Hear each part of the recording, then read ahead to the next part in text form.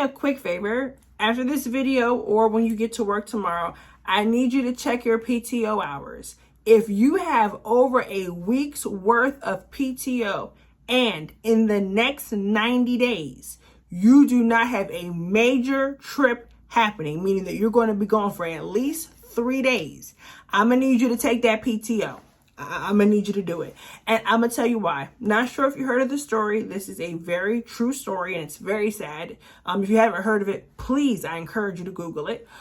This lady, her name, I believe, is Denise. She was 60 years old and she worked for Wells Fargo.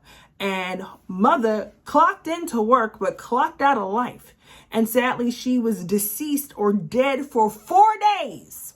1, 2, 3, 4. 4 days, mother was laid out and she died at her desk. And the crazy part is, like anything that's dead, she began to smell. And her coworkers were like, hey, what's that smell? Well, it's Denise. But they were like, it's just the sewer. It's just the plumbing. Side note, how common is y'all pipes busting or whatever that y'all just automatically like assumed it was the sewer? Okay, I won't be too hard because maybe I would have thought the same thing. But then the reason they found her was because her manager actually sent her an email. She didn't reply. And they went to go check on her and found mother laid out. Yeah, 4 days. She was out there. Sidebar, know who you work with. If you haven't seen somebody in a long time, send them internal communication. Now, granted, she was in an unpopulated area, which is why she was probably there for so long. But again, check in on people. We understand our coworkers are not our friends, but you don't need to know what they have for lunch, but know who you work with. So if you haven't seen somebody, you can send them a message.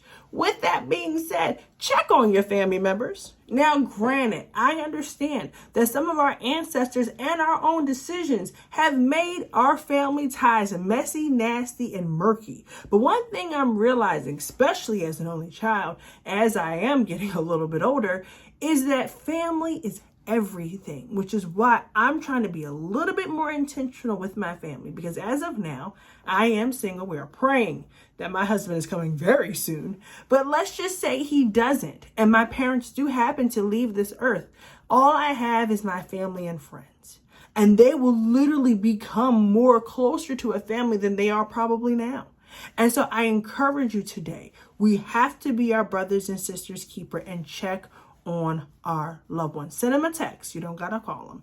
I love you, and we will see you on the next go round.